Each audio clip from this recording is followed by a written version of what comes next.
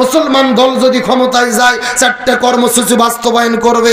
এই বাংলাদেশের শান্তি প্রতিষ্ঠার একটা ট্যাঙ্কি আছে যার নাম হলো সংসদ ভবন। আরো ধরে বলেন।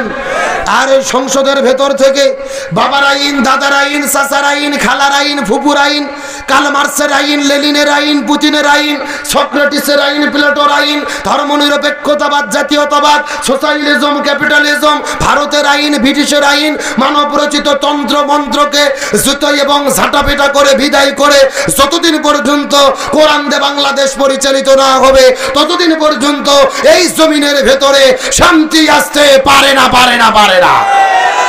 সুতরাং বাংলাদেশের শান্তি কায়েমের জন্য কোরআন দিয়ে বাংলাদেশ চলুক, এটাকে আপনারা চান? কারা কারা চান দুটি হাত আল্লাহকে তুলে দেখান। হ্যাঁ, তাকবীর দেন দেখি। নারায়ে তাকবীর, নারায়ে তাকবীর। বিশ্বের মুসলিম এক হয়ে লড়াই করো। নারায়ে তাকবীর। আলহামদুলিল্লাহ বলেন, আল্লাহ কবুল করুক বলেন আমিন। একেবারে সোজা কথা, জমিন যার আইন চলবে তার। আল্লাহর জমিন আল্লাহর আইন কায়েম করা ছাড়া শান্তি আসতে পারে না। এই জন্য আমাদের একতাবদ্ধ থাকতে হবে। 1 নম্বর নামাজ বাধ্যতামূলক করবে, 2 নম্বর যাকাত ভিত্তিক অর্থনীতি কায়েম করবে, 3 নম্বর ভালো কাজ চালু করবে, 4 নম্বর মন্দ কাজ বন্ধ করবে। ক্ষমতায় যাওয়ার পরে এই 4 কর্মসূচি যারা বাস্তবায়ন করার ঘোষণা দেবে এদের পক্ষেই আমাদের থাকতে হবে। বক্তব্যকে আব্দুল সালাম যুক্তিবাদী না আল্লাহ? সূরা হজ আয়াত নম্বর 41। জোরে বলেন, কয় 40? তাহলে চিৎকার করে বলেন শান্তির জন্য কি লাগবে? কুরআন। আরো জোরে বলেন। কুরআন কারীম। এই জন্য আল্লাহ সুবহানাহু ওয়া তাআলা বলেন, ওয়ামান আরাদা আন যিকরি ফাইন্না লাহু মাঈশাতান দানকা ওয়া নাহশুরুহু ইয়াউমাল কিয়ামাতি আমা।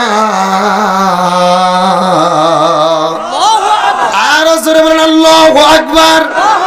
সূরা তাহা 16 নম্বর পারা 19 নম্বর পৃষ্ঠার 13 নম্বর লাইন 124 নম্বর আয়াতে কারিমা তাফসীর ইবনে কাসিরের মধ্য থেকে বলতেছে আল্লাহ তাআলা ডাক দিয়ে বলেন, এই পৃথিবীর মুসলমানেরা গভীর মনোযোগ, এই জমিনের মধ্যে যদি তোমরা শান্তি পেতে চাও, ব্যক্তি, পরিবার, সমাজ, রাষ্ট্র, রান্না ঘর থেকে শুরু করে সংসদ ভবন পর্যন্ত যদি তোমরা কোরআন না মেনে চলো, কোরআন বাদ দিয়ে যদি তোমরা মানব রচিত তন্ত্র মন্ত্র দিয়ে জীবন পরিচালনা করো, আর যদি শান্তির জিকির করো, তোমরা কোনো শান্তি পাবা না, বরং মাঈশাতান দনকা, তোমাদের জীবনটা আমি আল্লাহ তাআলা অশান্তিতে ভরে দেব। আর কিয়ামতের ময়দানে যারা কোরআন মানবে না এদের 2 চোখগুলোকে অন্ধ করে হাসরে আল্লাহ তাআলা উঠাবে। নাউজুবিল্লাহ বলেন না। যারা কোরআন মানবে না তাদের জীবনে অশান্তি দেবে কে? আল্লাহ। আর হাসরের ময়দানে তাদের 2 চোখ কানা করে বন্ধ করে কে উঠাবে? আল্লাহ। তাহলে শান্তির জন্য কি লাগবে? ফামান তাবিয়া হুদায়া ফালা খাউফুন আলাইহিম ওয়ালা হুম ইয়াহজানুন।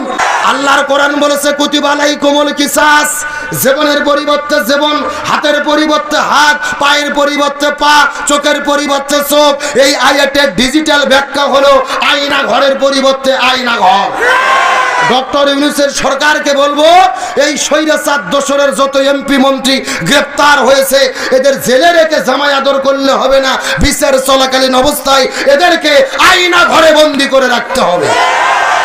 আলোচনা কি চলবে? কারা কারা চলবে না হাত তুলুন তো।